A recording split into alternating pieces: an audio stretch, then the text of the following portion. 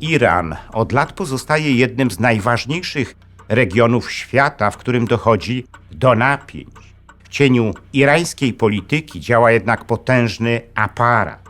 To irańskie tajne służby, które przez dekady kształtowały losy tego kraju. W tym filmie pokazujemy, jak powstał Savak, jaką rolę odegrały w jego powstaniu Stany Zjednoczone i Izrael oraz dlaczego po islamskiej rewolucji z 1979 roku system kontroli nie zniknął w tym państwie, tylko zmienił swojego właściciela. Jeśli spodoba się Wam ten film, udostępnijcie go znajomym, dajcie łapkę w górę, kliknijcie subskrybuj, a także wesprzyjcie kanał Zakazane Historie, za co z góry dziękuję. Złotymi patronami kanału są pan Andrzej Maciejewski z Alaski, pan Patryk Krupiński z Luksemburga oraz Centurion Finance ASI Spółka Akcyjna.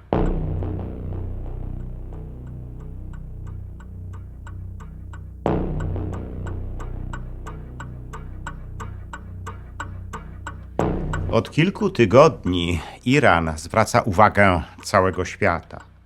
Ale nie może to dziwić, ponieważ atak Stanów Zjednoczonych i Izraela na Islamską Republikę Iranu doprowadził do kryzysu paliwowego na świecie. Kto wie, czy ten konflikt nie przerodzi się w globalną wojnę, która zburzy dotychczasowy ład na świecie. Taki scenariusz należy brać również pod uwagę, ponieważ swoją grę w Iranie rozpoczęła Rosja i Chiny. W każdym razie w medialnych doniesieniach na temat sytuacji w Iranie prawie zawsze pojawia się Korpus Strażników Rewolucji, odpowiedzialny za obronę zdobyczy islamskiej rewolucji.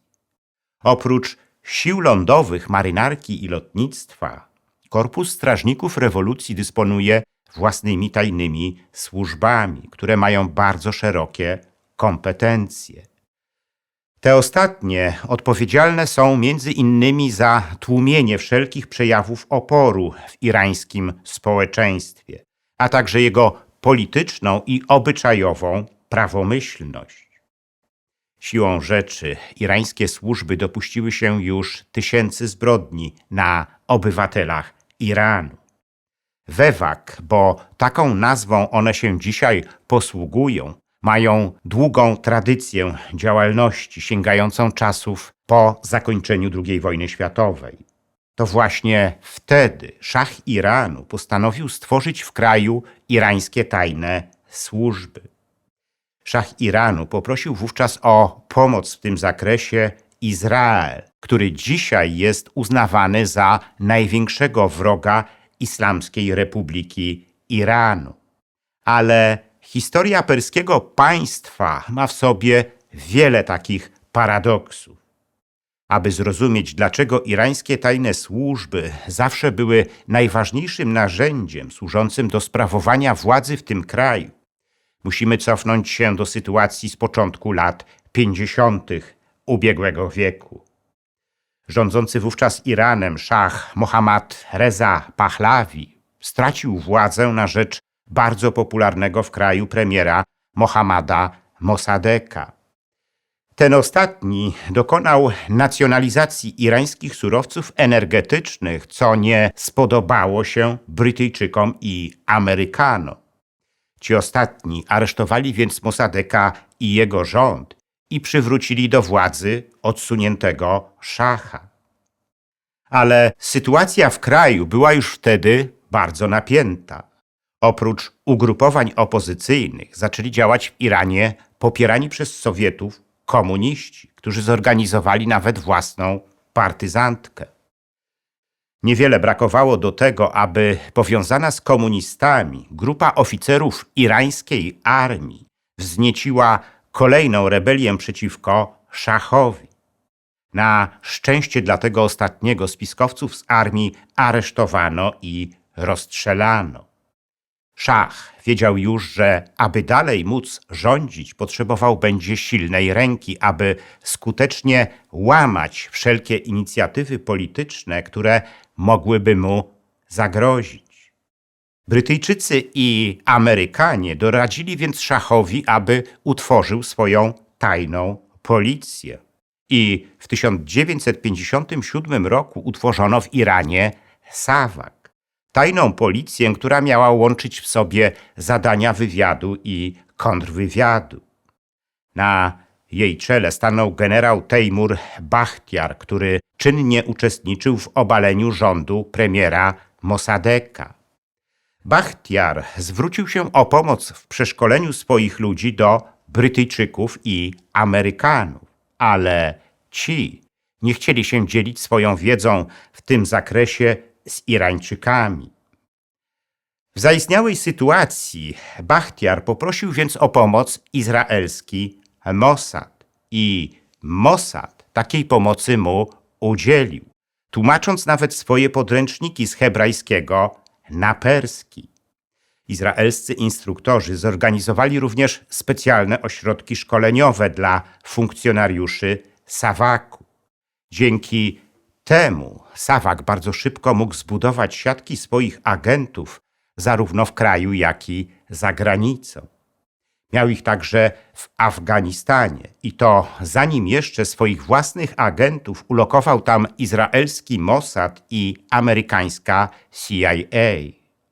SAVAK pozyskał także swoich agentów w Palestynie, dzięki czemu Iran stał się atrakcyjnym partnerem także dla samego Izraela. Mógł bowiem informować Izraelczyków o aktywności palestyńskich ekstremistów.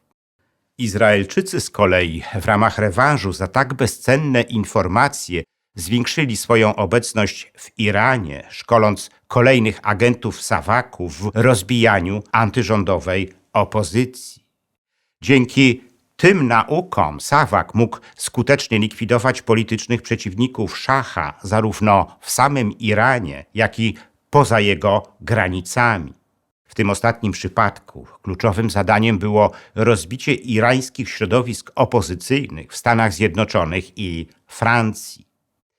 SAVAK robił to wysyłając tam biednych Irańczyków i fundując im wysokie stypendia w zamian za donoszenie na swoich irańskich kolegów, którzy tam już wcześniej się znaleźli.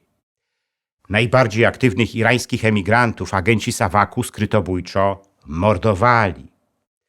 Tyle tylko, że w 1962 roku generał Bachtiar stracił zaufanie szacha, który zaczął podejrzewać go o budowanie przeciwko niemu opozycji i zdymisjonował go.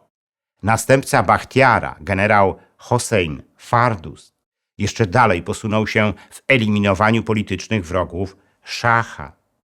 Doszło nawet do tego, że funkcjonariusze SAVAK-u zlikwidowali kochanka mieszkającej w Europie bliźniaczej siostry szacha, księżnej Ashraf, a potem to samo chcieli zrobić z nią samą, ostrzeliwując jej samochód. SAVAK znacznie szerzej działał jednak w kraju. Jego funkcjonariusze najpierw rozbili struktury irańskich komunistów, a potem radykalne grupy lewackie, które wzorowały się na działaniach Che Guevary. Pomimo prowadzonej przez szacha polityki liberalizacji, SAVAK stał się służbą znienawidzoną przez Irańczyków. SAVAK wprowadził również w kraju cenzurę, zamykał nieprawomyślne politycznie gazety, aresztował dziennikarzy i niezależnych intelektualistów. Potem zaczął infiltrować każdą sferę życia państwa, poczynając od związków zawodowych po uczelnie. Powszechnym procederem agentów SAVAK-u było podsłuchiwanie wszelkich rozmów telefonicznych i lustracja wszelkiej korespondencji. Inwigilowano nawet członków irańskiego rządu, a także ambasady obcych państw. Ze szczególną skrupulatnością agenci SAVAK-u zbierali informacje o irańskich dysydentach.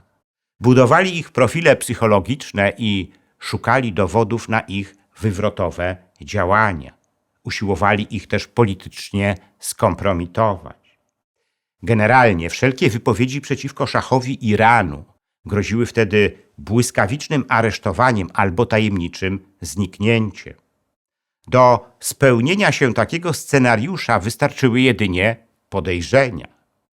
Każdy Irańczyk bał się, że trafi w ręce ludzi Sawaku. Ten ostatni stosował początkowo niezwykle brutalne metody działania. Bicie po stopach, rażenie prądem, wyrywanie zębów i paznokci, przypalanie żelazem, podtopienia i gwałty były na porządku dziennym. Zmieniło się to dopiero w połowie lat 60., gdy Amerykanie przekonali Irańczyków, że podobne efekty można osiągnąć bez stosowania takiej przemocy.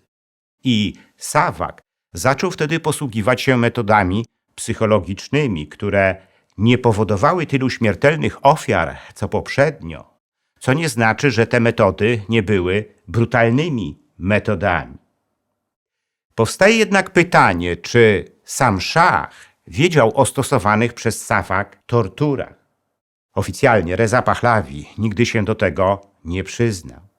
Wiemy, że o tych torturach informowała go wielokrotnie jego żona, prosząc go nawet o interwencję w sprawie znanych osób.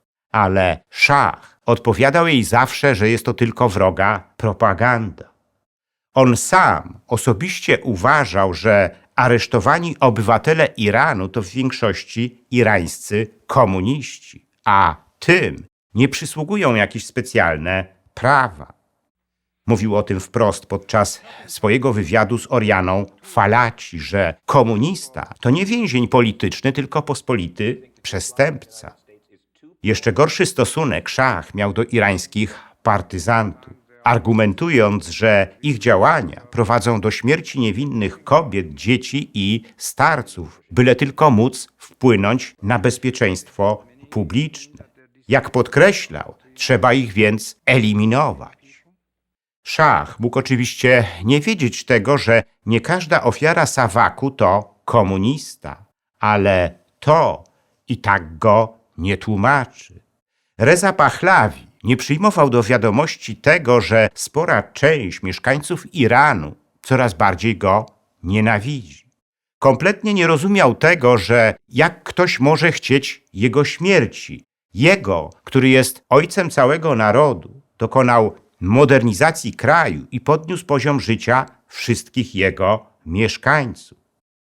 W takim przekonaniu utwierdzało go zresztą systematycznie kierownictwo Sawaku. To ostatnie zazwyczaj mówiło mu, że protesty w kraju są na bardzo niewielką skalę, a poza tym są pod kontrolą. Problem był tylko taki, że irańscy uciekinierzy zaczęli informować Zachód o masowych zbrodniach Sawaku, a to zaczęło mieć negatywny wpływ na międzynarodową reputację szacha. Gdy w 1967 roku wyjechał on do Berlina Zachodniego, doszło tam do gwałtownych protestów przeciwko niemu, w trakcie których zginął jeden z protestantów. Podobnie było w 1977 roku, gdy szach znalazł się w Waszyngtonie, gdzie demonstranci wznosili hasła w rodzaju „Śmierć szachowi”. Brutalne represje Sawaku doprowadziły w 1979 roku do wybuchu islamskiej rewolucji, która bardzo szybko ogarnęła cały kraj, zmuszając szacha do ucieczki. Okazało się wtedy, że Sawak nie jest już w stanie niczego zrobić, aby uratować upadającą irańską monarchię. Rewolucyjne władze, na czele których stanął ajatollah Chomeini, przeprowadziły czystkę funkcjonariuszy Sawaku. Wielu z nich zostało bez sądu rozstrzelanych. Znaleźli się wśród nich prawie wszyscy żyjący jeszcze jego szefowie. Generał Hassan Pakrawan, generał Nematollah Nasiri i generał Nasser Moghadam.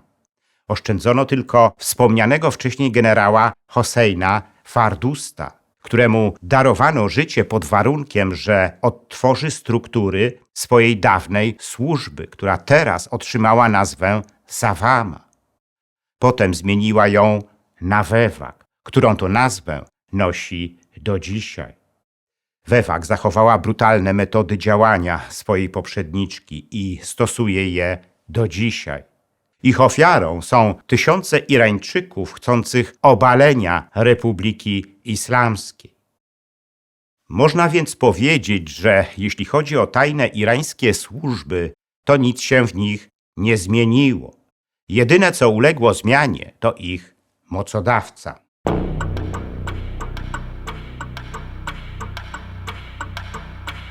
Zakazana historia Sowietów to druga moja książka w serii wydawnictwa Fronda, którą warto przeczytać. Opowiadam w niej historię sowieckiego państwa, najbardziej zbrodniczego państwa w dziejach świata. Warto ją poznać, bo współczesna Rosja, jego spadkobierczyni, znowu dąży do podbicia narodu. Książkę można nabyć z moim autografem, a nawet możliwa jest osobista dedykacja. Jest wciąż do nabycia moja książka Ostatnie polskie powstanie. Ta książka dotyczy antykomunistycznego podziemia w Polsce. Dowiecie się z niej o tych aspektach jego działania, o których nie mieliście jeszcze okazji usłyszeć. Jednym z nich jest rola sowieckiego NKWD w ostatecznym rozbiciu tego podziemia. Zachęcam do zakupu tej książki. Każdy kupujący otrzyma ją z moim autografem. Dziękuję za liczne komentarze filmów na kanale Zakazane Historie i wpłaty. W sposób szczególny chciałbym podziękować złotym patronom, którymi są pan Andrzej Maciejewski z Alaski, pan Patryk Krupiński z Luksemburga i Centurion Finance ASI spółka akcyjna, a także srebrnym patronom, wśród których są panowie Dariusz Kwoka, Dariusz Wietrzykowski, Arkadiusz Strykowski, Bartosz Filip Cichy, Sebastian Nastarowicz, Zbigniew Foryś oraz Kongres Polonii Kanadyjskiej z okręgu Toronto, Stowarzyszenie Nasza Polonia z Australii i firma informatyczna Sagitum S.A. Dziękuję również pozostałym patronom, gdyż każda kwota wsparcia jest dla mnie ważna. Zachęcam wszystkich do wspierania kanału Zakazane Historie, co pozwoli na jego dalszy rozwój. Teraz można to zrobić nie tylko przez Patronite. Szczególnie dla patronów zagranicznych przydatne są możliwości bezpośredniego wsparcia na YouTubie w formie jednorazowej wpłaty, klikając podziękuj, a także cyklicznych wpłat, klikając wesprzyj na dole ekranu. Wpłat można też dokonywać przez PayPal oraz bezpośrednio na moje konto bankowe, którego numer widzicie teraz na ekranie. Więcej informacji na temat wspierania kanału na różne sposoby znajdziecie w opisie pod filmem.